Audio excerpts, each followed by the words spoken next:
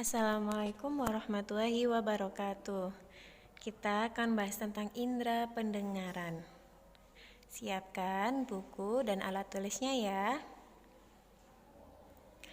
Manusia bisa mendengar bunyi dengan frekuensi 20 sampai 20.000 Hz atau disebut dengan frekuensi audiosonik.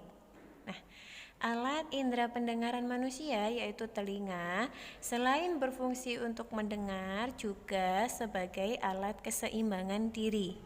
Coba perhatikan bagian-bagian telinga berikut ini.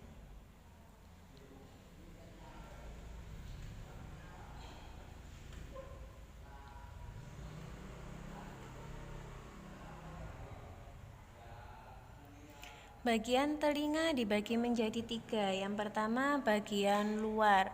Pada bagian luar terdapat daun telinga yang berfungsi untuk menangkap bunyi atau getaran. Yang kedua, ada lubang telinga, yaitu tempat masuknya bunyi. Dan yang ketiga, ada liang atau saluran telinga yang berfungsi untuk meneruskan bunyi ke bagian telinga tengah.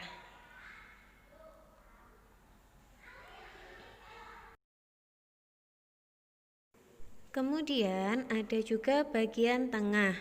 Pada bagian tengah terdapat gendang telinga yang berfungsi menerima getaran bunyi yang telah ditangkap.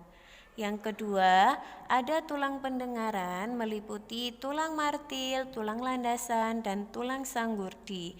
Pada tulang pendengaran ini berfungsi sebagai menghantarkan getaran dari gendang telinga ke telinga bagian dalam. Kemudian yang ketiga ada saluran eustasius. Saluran ini berfungsi menghubungkan telinga bagian tengah dengan hidung dan tenggorokan atau faring. Nah, ada juga bagian telinga dalam. Pada bagian telinga dalam terdapat saluran setengah lingkaran yang berfungsi sebagai alat keseimbangan tubuh. Kedua, ada rumah siput atau koklea yang berfungsi untuk menyampaikan getaran ke ujung saraf pendengaran. Yang ketiga, saraf pendengaran. Nah, saraf ini fungsinya menyampaikan bunyi ke pusat saraf atau otak.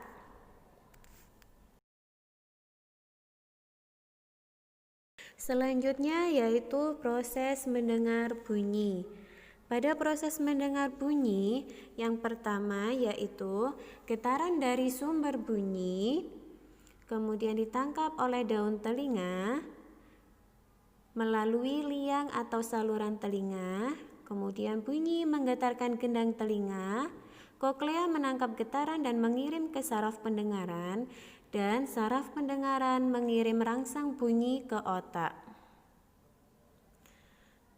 Nah, ada gangguan pada pendengaran berikut yaitu yang pertama, tuli. Tuli dapat dialami sejak lahir dan dapat juga setelah dewasa. Bisa ditolong dengan menggunakan alat bantu atau hearing aid. Yang kedua yaitu keluar cairan berbau busuk akibat radang di bagian dalam. Yang ketiga, ada bisul atau luka akibat infeksi. Yang terakhir yaitu cara merawat telinga. Beberapa cara yang bisa kita lakukan antara lain, yang pertama, menghindari bunyi keras. Yang kedua, membersihkan telinga dengan kapas atau katembat. Yang ketiga, tidak memasukkan benda tajam ke telinga. Dan terakhir, periksa ke dokter THT jika diperlukan.